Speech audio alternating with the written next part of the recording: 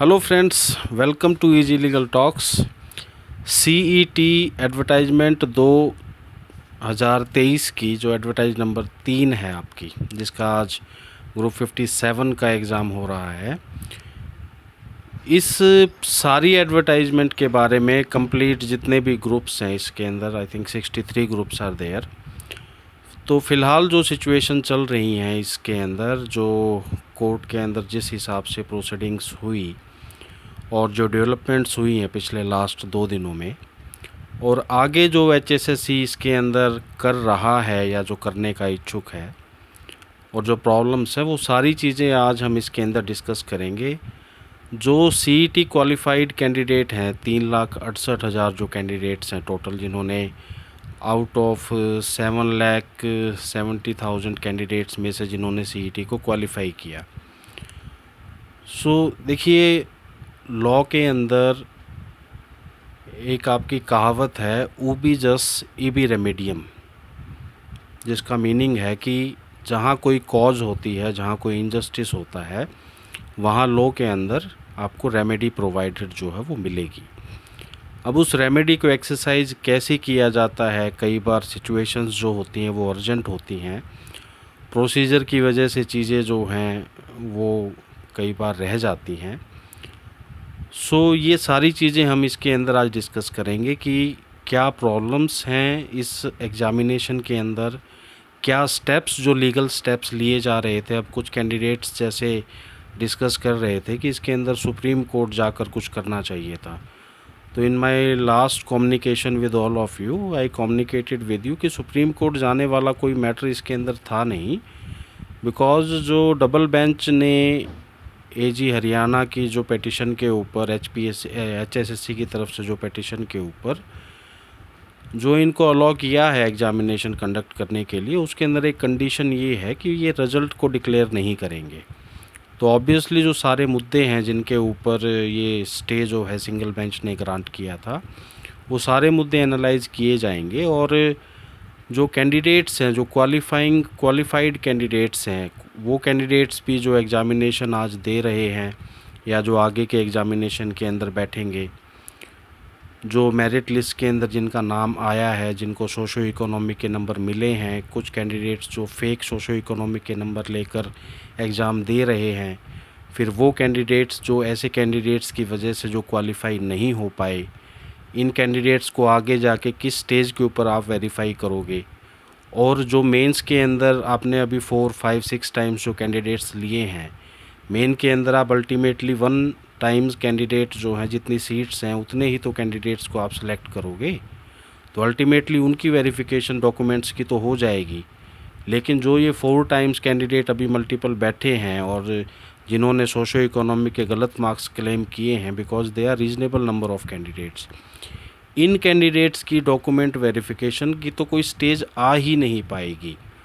और इस स्टेज के ऊपर इनके इस क्लेम की वजह से जो एलिजिबल कैंडिडेट्स रह गए हैं, चाहे वो जनरल कैटेगरी के थे, चाहे वो खुद सोशो इकोनॉमिक क्लेम करने वाले कैंडिडेट थे, जो कि सोशो इकोनॉमिक मार्क्स मिलने के बाद भी मेरिट लिस्ट के अंदर नहीं आ पाए और ये एग्ज़ामिनेशन के अंदर अपीयर नहीं हो पा रहे हैं। फ्रेंड्स, ये जो सारे इश्यूज़ हैं, हाई कोर्ट ने कंडीशनल, डबल बेंच ने कंडीशनल ऑर्डर जो पास किया है, उससे कोई चीज़ों का फ़र्क नहीं पड़ेगा। मेरिट के ऊपर केस अभी भी जिन पॉइंट्स के ऊपर है, वो सारी चीज़ें एलपीए के अंदर डिस्कस होंगी। लेकिन एक लिमिटेशन ये रहेगी कि जो रिस्पोंडेंट्स हैं, जिन्हें हाई कोर्ट ने नोटिस इशू किया है, उन्हीं मुद्दों पर सुनवाई होगी। उनके अलावा जो एडिशनल मुद्दे हैं,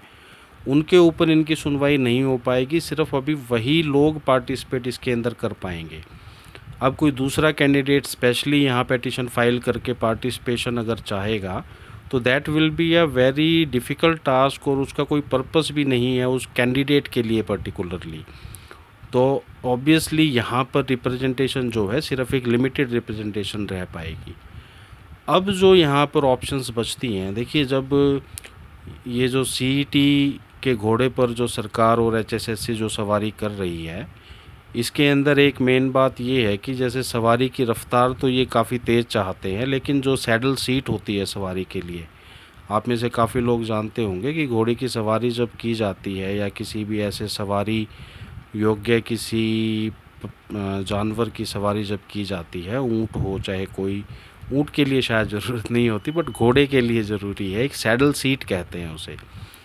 जिसके अंदर आप बैठते हैं, नीचे पैरों को सपोर्ट मिलता है। तो यहाँ पर जो एचएसएससी और जो सरकार जो जिस तरीके की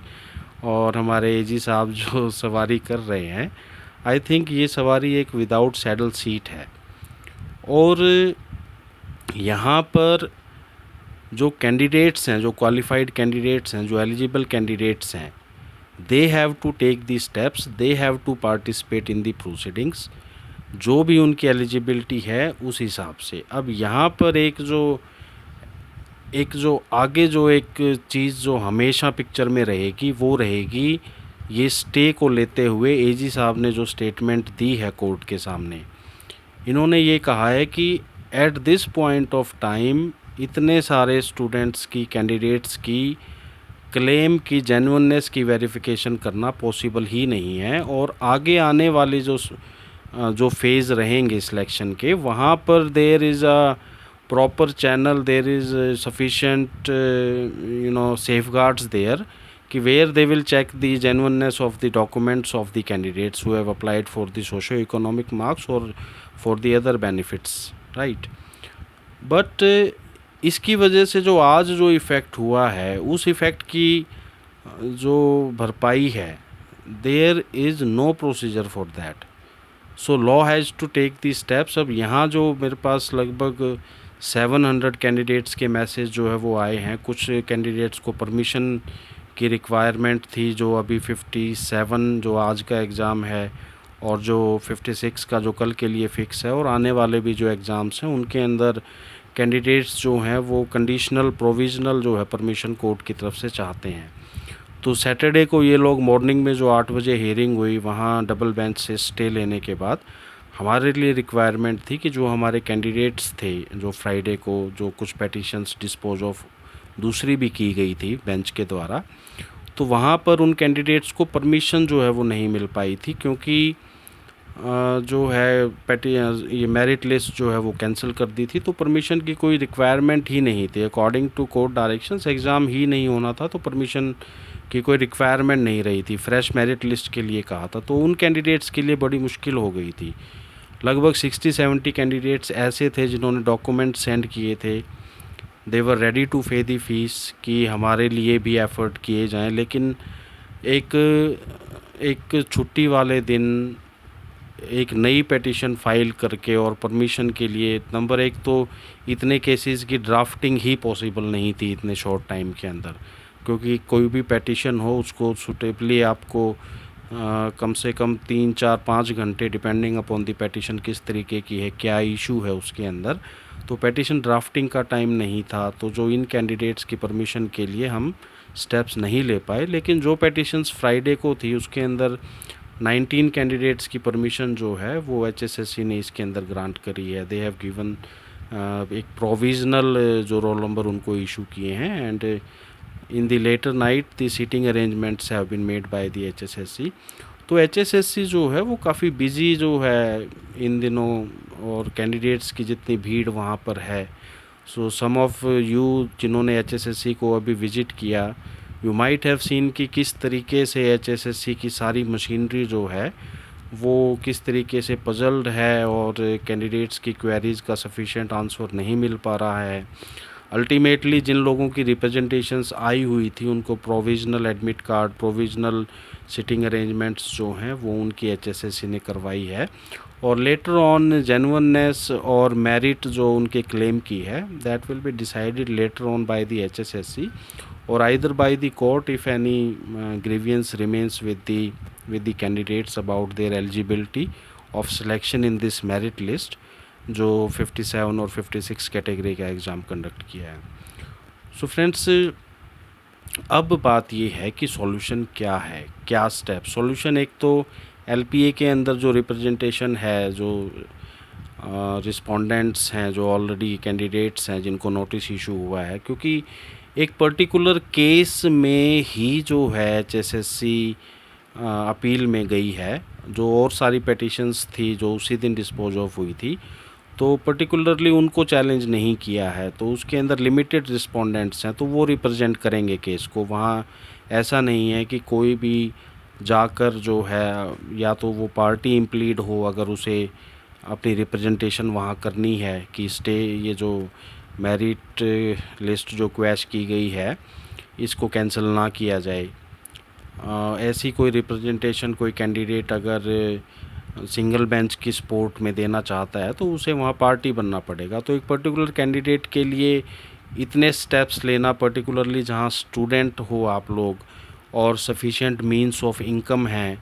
एक लिटिगेशन के लिए आपको एक मिनिमम कोई फाइनेंशियल जो केस वाइज जिस हिसाब से भी एडवोकेट के साथ आपकी डिस्कशन होती है तो ऑब्वियसली फाइनेंशियल रिक्वायरमेंट्स होती हैं। तो as a student you are dependent upon the family. some ex-servicemen or some other working candidates might have a different situation, but majority of the candidates out of you have this limitation, एक financial limitation आप सब लोगों की है। देखिए यहाँ जो सारी प्रॉब्लम आ रही है वो आ रही है सोशो इकोनॉमिक मार्क्स की वजह से। सीईटी के अंदर जिन्होंने क्वालिफाई किया, एक नॉर्मलाइजेशन बेस्ड जो क्राइटेरिया अडॉप्ट किया गया था उसके बेसिस के ऊपर सीईटी के मार्क्स जो हैं वो पब्लिश हो गए थे, एचएसएससी को डिलीवर हो गए थे एजेंसी के द्वारा जिन्होंने सीईटी कंडक्ट किया था। सीईटी की नॉर्मलाइजेशन के फार्मूले के अंदर किसी तरीके की अब तक किसी कैंडिडेट की प्रॉब्लम नहीं आई है। कुछ कैंडिडेट्स जिन्होंने इस बारे में अपने कंसर्न शो किए हैं तो वो ऑब्वियसली नॉर्मलाइजेशन की प्रोसेस को अंडरस्टैंड नहीं कर पाते कहीं पर, क्योंकि ये जो एजेंसीज़ हैं ये एक पर्टिकुलर मैथमेटिकल बेस्ड फार्मूला होते हैं। जो नॉर्मलाइजेशन जो डाटा होता है जिसके ऊपर जो कैंडिडेट्स का रिज़ल्ट होता है उस पर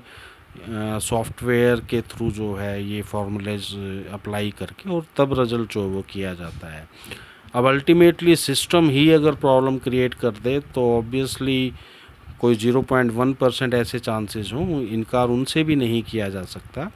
But in majority of the cases, I think these are the genuine marks that are being declared by the agency and handed over to the HSSC. In marks के अंदर अब जिन कैंडिडेट्स ने socio economic marks को claim किया उनको उस हिसाब से ऐड करके उनकी मेरिट लिस्ट बना दी कि चलो भाई आप लोग एलिजिबल हो इन एग्ज़ाम्स के लिए। अब ये चीज़ देखिए कि 3,68,000 कैंडिडेट्स में से जिन्होंने क्वालिफाई किया है सीईटी को, ओरिजिनली 2,58,000 लोग ऐसे हैं जिन्होंने इसके अंदर सोशो इकोनॉमिक मार्क्स को क्लेम किया है। और अभी जो कोरिजेंडम नोटिफिकेशन जो इशू की थी एचएसएससी ने कि जिन्होंने गलत मार्क्स क्लेम किए हैं वो विड्रॉ कर सकते हैं, एक अपॉर्चुनिटी है उनके पास कि कल को कोई लीगल एक्शन का वो शिकार ना हो अगर वो उनकी पकड़ी जाती है। तो उस चीज़ की नोटिफिकेशन का इफ़ेक्ट ये हुआ कि 41,000 कुछ ऐसे कैंडिडेट्स थे जिनको लगा कि अगर कल को कोई अगर ऊंच नीच होती है और अगर कोई ऐसी दिक्कत आती है तो आगे आने वाले कैरियर में उनके लिए दिक्कत रहेगी। तो ऑब्वियसली इन्होंने एक जेन्युइन स्टेप जो है वो लिया। शायद कुछ कैंडिडेट्स ऐसे भी हो सकते हैं जिनको शायद इफ़ एंड बट के उसमें रह गए हों और ना ले पाए हों वापस। तो ऑब्वियसली ऐसे कैंडिडेट्स अगर इसी तरीके से मेरिट लिस्ट बनती रही तो ऐसे कैंडिडेट्स इफ़ेक्ट होंगे। अब कोर्ट ये कह रही है कि चलो आप जिस हिसाब से, जिस सिंगल बेंच ने जो कहा कि आप जिस हिसाब से चलना चाहते हो आप चलो। कोर्ट ने उस दिन भी ऑप्शन दी थी कि भाई या तो आप इन मार्क्स को इस स्टेज के ऊपर दो मत, अगर आपके पास मशीनरी नहीं है, इतने लाखों कैंडिडेट्स की एक फ़िज़िकल वेरिफिकेशन नहीं हो सकती है, and obviously that is not possible because 3 lakh 3.5 lakh candidates की फ़िज़िकल वेरिफिकेशन, ह्यूमन मशीनरी चाहिए उसके लिए, डॉक्यूमेंट वेरिफिकेशन, वो सारी रिपोर्ट्स। तो तब तक अब साल, 1.5 साल, 2 साल, इतनी टाइम जो मशीनरी अवेलेबल है आज की डेट के अंदर, अगर उस मशीनरी के हिसाब से इतना टाइम लगता है तो तब तक इन पोस्ट को होल्ड नहीं किया जा सकता। लेकिन देने का जो इफ़ेक्ट है, इन मार्क्स को देने का जो इफ़ेक्ट है बगैर वेरिफिकेशन के, आप एक हिसाब से देखिए 41,000 कैंडिडेट्स ने विड्रॉ कर लिया, उसके बाद भी 2,20,000 28,000 के करीब कैंडिडेट्स ऐसे हैं जो अभी भी सोशो इकोनॉमिक मार्क्स जिन्होंने क्लेम किए हुए हैं, और 3,68,000 कैंडिडेट ऐसे हैं जिन्होंने जो सीईटी को क्वालिफाई किया है। तो यहाँ और आपको पता है कि 1,80,000 की जो कंडीशन है फाइनेंशियल जो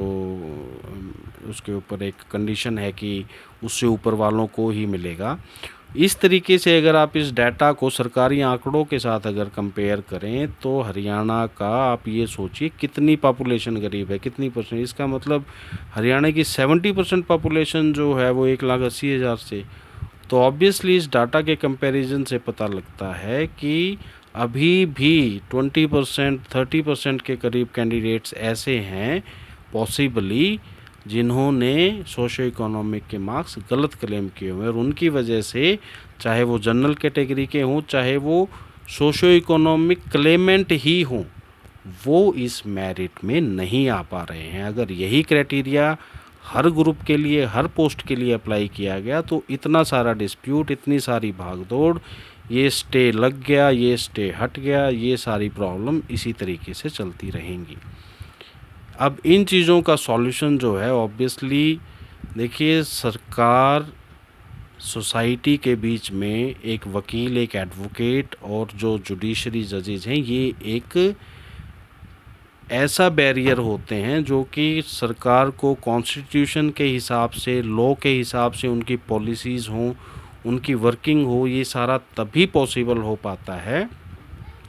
जब केसेस में कोर्ट्स में लॉयर्स और जजेस जो हैं वो इश्यूज़ के ऊपर as per law hard working करते हैं। इश्यूज़ के क्या सोशल इम्प्लीकेशंस हैं, कहाँ पर fundamental rights of equality article 14, 15 की वायलेशन हो रही है। तो ऑब्वियसली फंडामेंटल राइट कॉन्स्टिट्यूशन ने हर एक नागरिक को दिया है, भीड़ को नहीं दिया कि जहाँ 5,000 लोग इफ़ेक्टेड होंगे वहीं पर कोर्ट इंटरफेयर करेगी। आपका जितना बड़ा इशू हो, अगर एक सिंगल इंडिविजुअल का भी फंडामेंटल राइट जो कि कॉन्स्टिट्यूशन में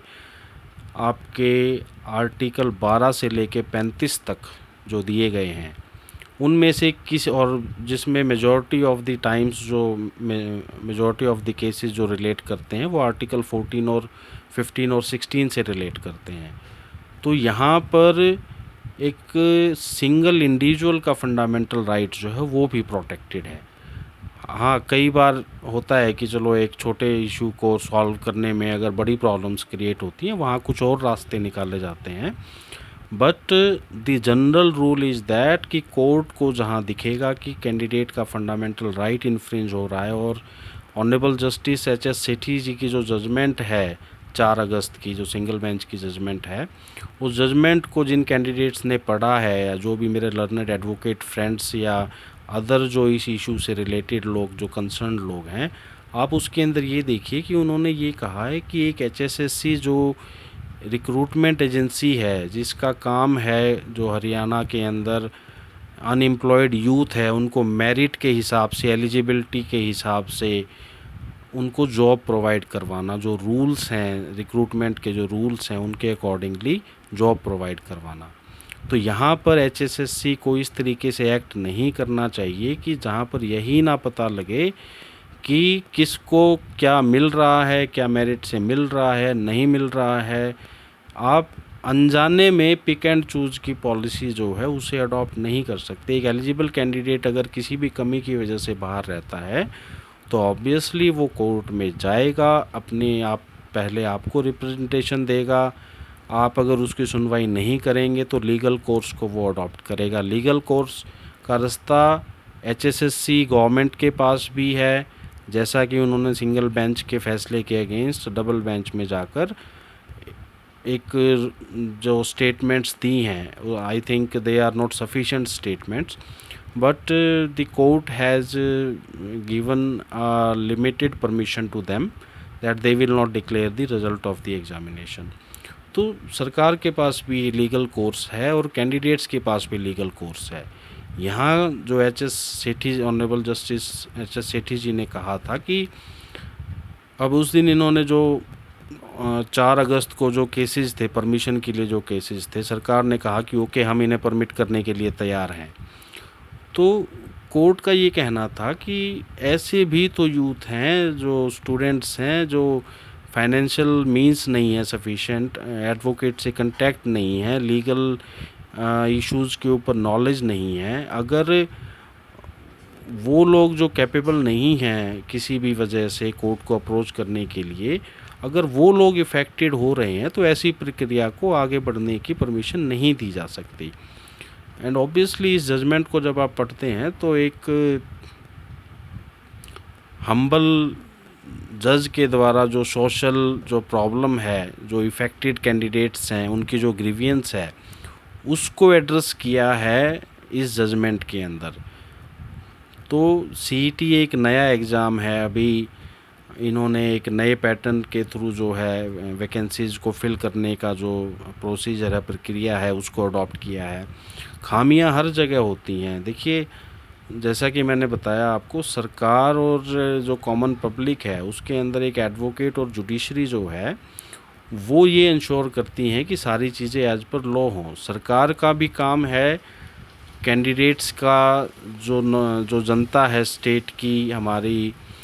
उसके वेलफेयर के लिए काम करना। और ऑब्वियसली सरकार की इंटेंशन कभी किसी का नुकसान करने की नहीं होती जब तक कोई ऐसा पर्टिकुलर इशू ना हो जहां किसी पॉलिटिकल पर्सन का एक पर्सनल हित या कुछ और तरीके के जो इश्यूज़ हैं वो इन्वॉल्व ना हो।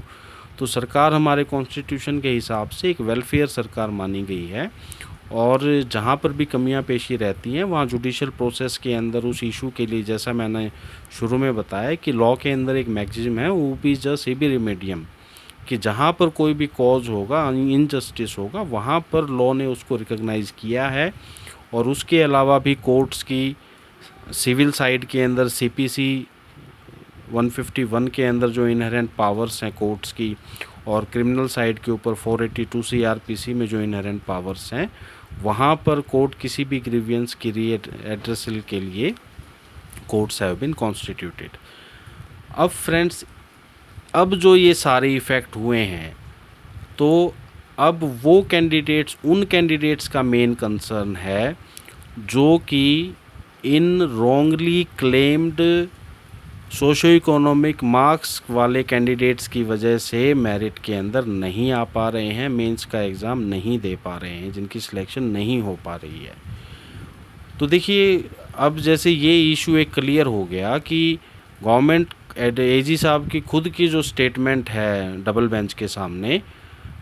आप ये मान के चलिए कि ये स्टेटमेंट, जैसे मैंने आपको बताया, आगे आने वाले हर मुद्दे के अंदर, हर केस के अंदर ये स्टेटमेंट डिस्कस होगी, और इसका काफ़ी इम्प्लीकेशंस, काफ़ी इफ़ेक्ट जो हैं इस चीज़ के होने वाले हैं। क्योंकि जब आप एक प्रक्रिया को कर ही नहीं सकते, वहाँ से फॉल्स और फ्रॉड को निकाल ही नहीं सकते, तो आप उस स्टेज के ऊपर सोशो इकोनॉमिक मार्क्स कैसे दे सकते हैं? आप ये कह रहे हैं कि आप आगे आने वाले समय के अंदर फाइनल जो सिलेक्टेड कैंडिडेट्स होंगे उनको वेरीफाई करके ही लगाएंगे, लेकिन जो 3 गुना 4 गुना कैंडिडेट्स जो मेंस में सिलेक्ट नहीं होंगे, और जो ऐसे कैंडिडेट्स थे जिन्होंने फॉल्स क्लेम किया था, जिनकी वजह से जेन्युइन कैंडिडेट्स रह गए हैं जो कि मेरिट लिस्ट में नहीं आ पाए, उनकी वेरिफिकेशन की तो कोई स्टेज कभी आ ही नहीं पाएगी।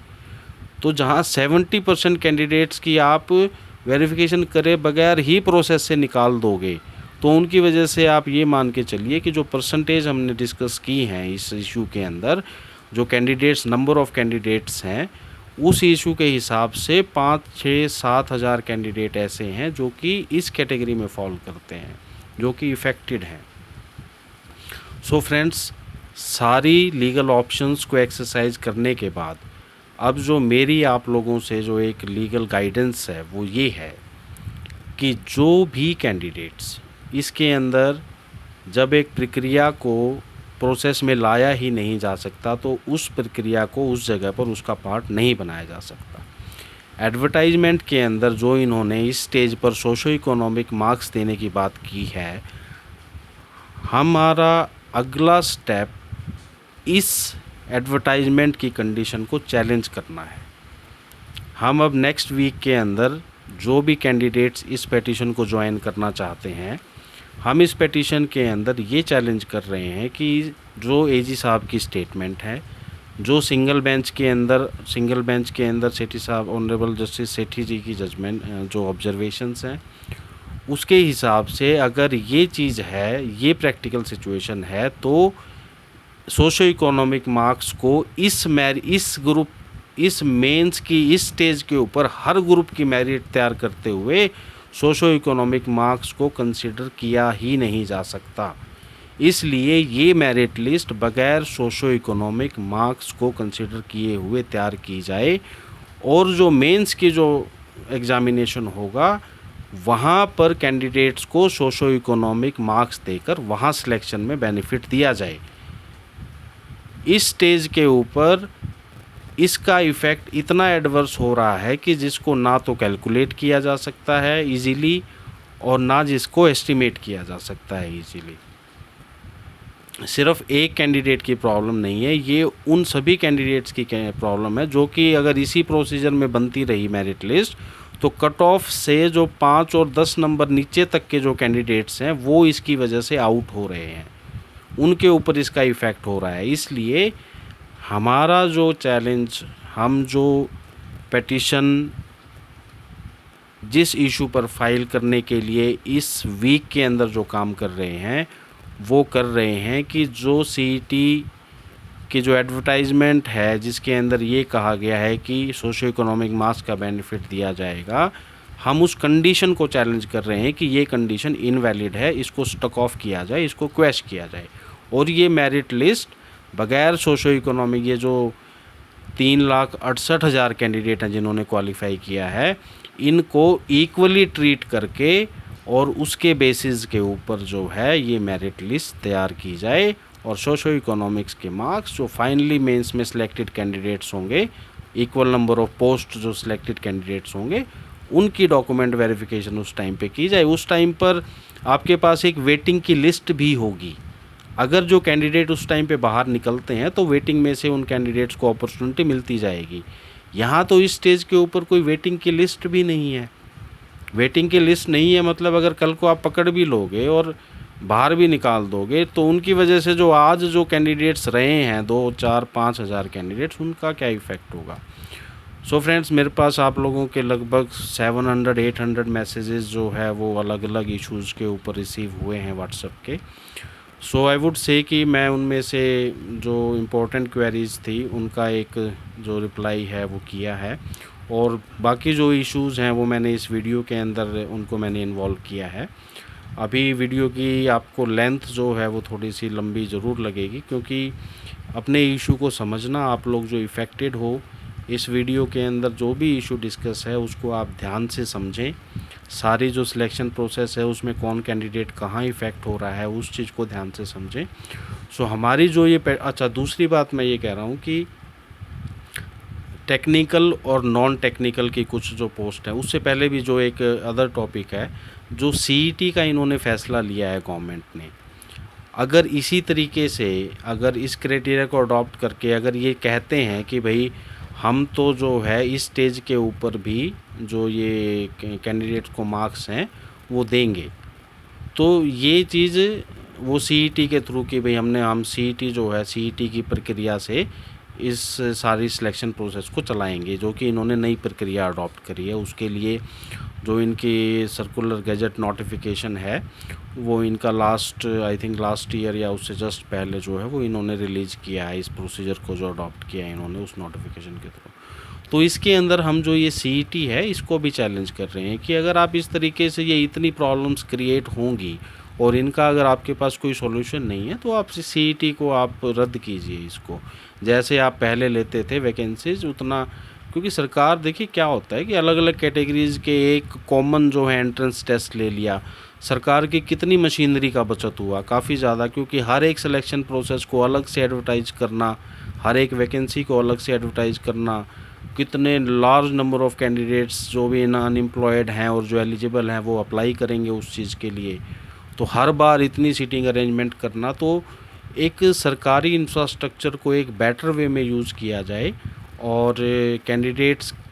को जो है मेरिटोरियस, उनकी मेरिट रूल्स के हिसाब से और सारी प्रक्रिया के हिसाब से एक फेयर सिलेक्शन प्रोसेस हो, उस पर्पज़ के लिए सीईटी जो है वो अडॉप्ट की गई है।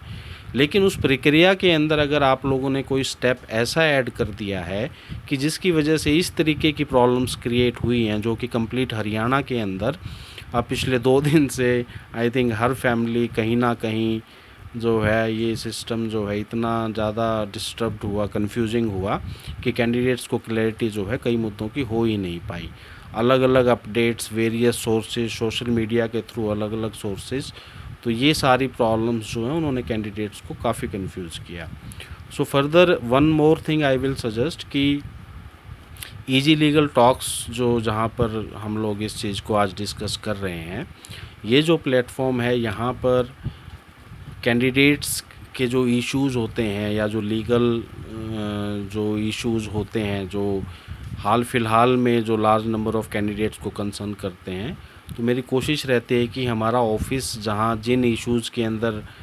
जिन केसेस के अंदर इन्वॉल्व है, उनसे रिलेटेड जो अपडेट्स हैं वो आपको इस इजी लीगल टॉक्स के चैनल के थ्रू वो कंसर्न पीपल तक, लोगों तक जो है पहुंचाने का एक एफ़र्ट है। तो इजी लीगल टॉक्स इस पर्टिकुलर सीईटी से रिलेटेड जो भी आगे के स्टेप्स रहेंगे वो मैं आप लोगों के साथ डिस्कस करता रहूँगा। तो आप में से जो लोग कंसर्न्ड हैं, इससे इफ़ेक्टेड हैं, वो डायरेक्ट आपको सारे अपडेट्स आपके मोबाइल पर मिलें, उसके लिए you can subscribe the channel and do the necessary requirements of notification etcetera, so that you get all the further updates about this. So friends, this is one thing we are doing, और इसके अंदर मैं आपको suggest करूँगा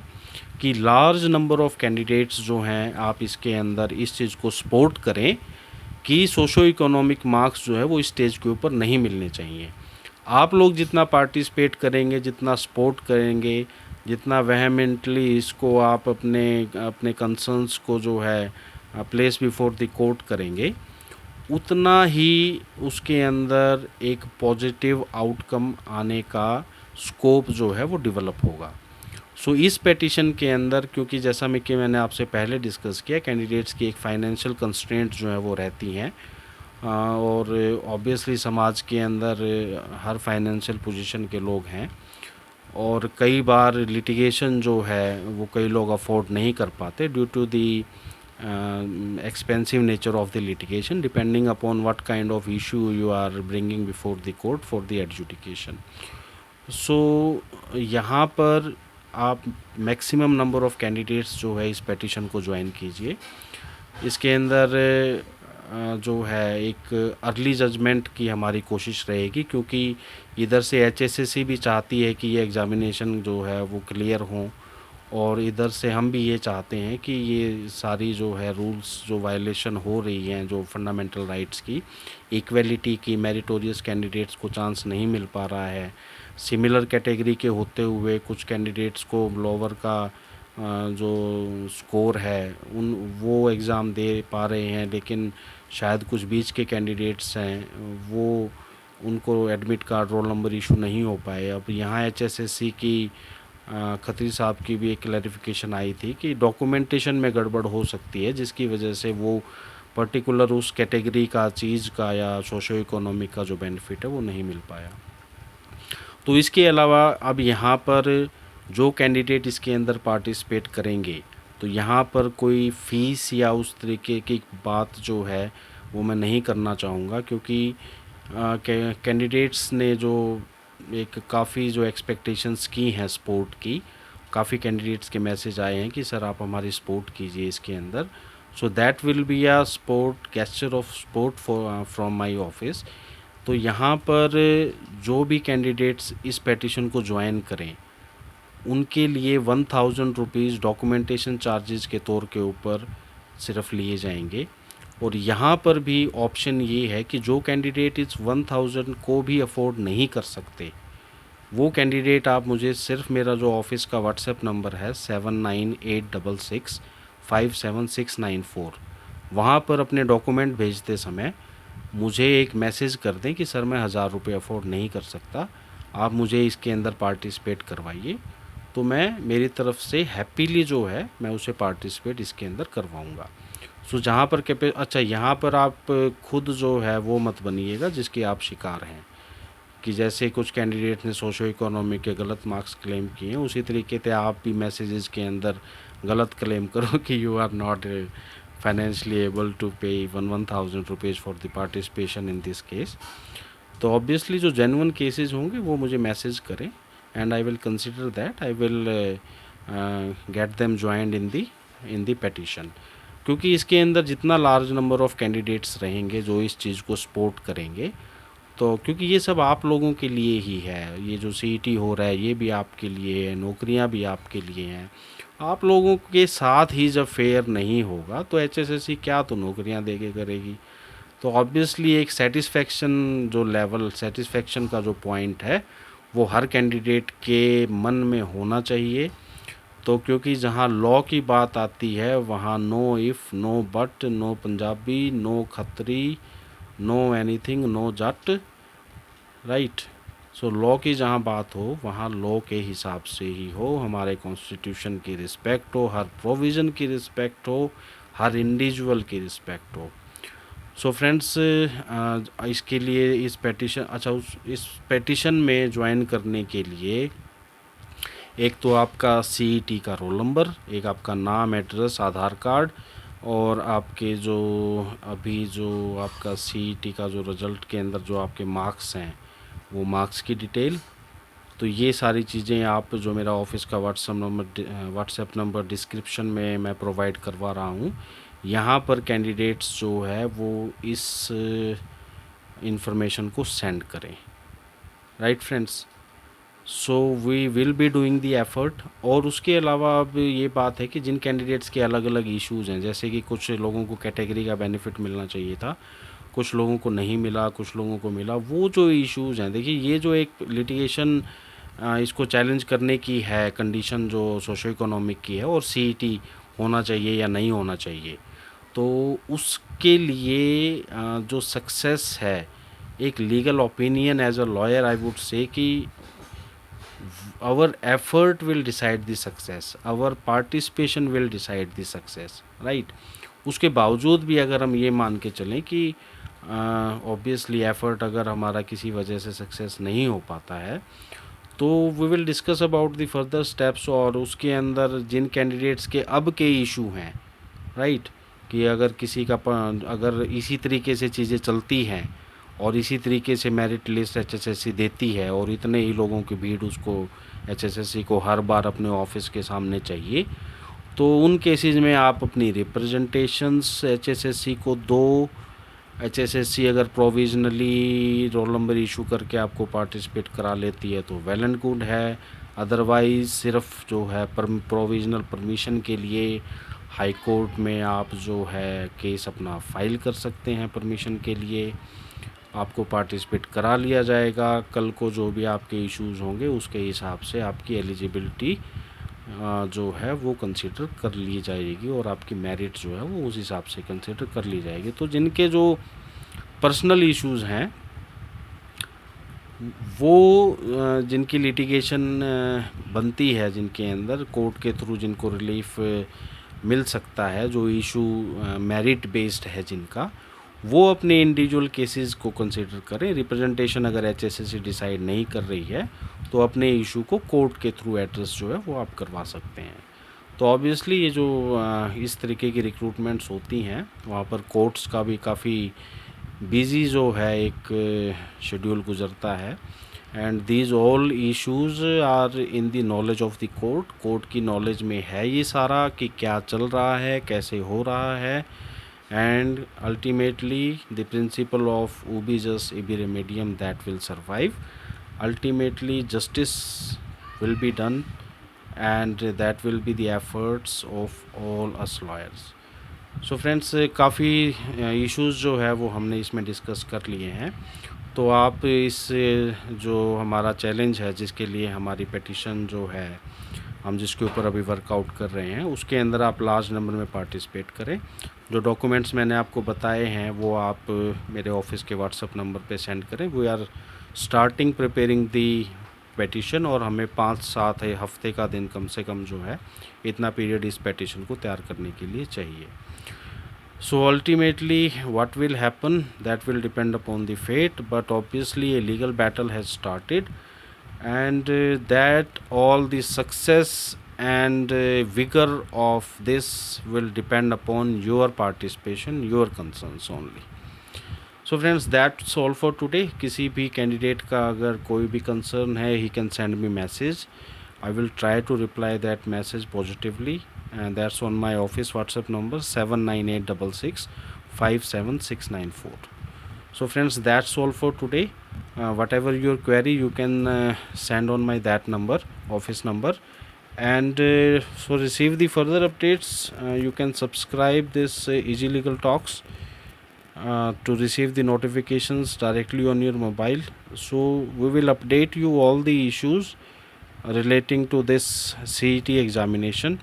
सो to get updated, आप इस issue के ऊपर एक रिलायबल अपडेट, जो प्रैक्टिकल सिचुएशंस जो चल रही हैं, जो डॉक्यूमेंट्री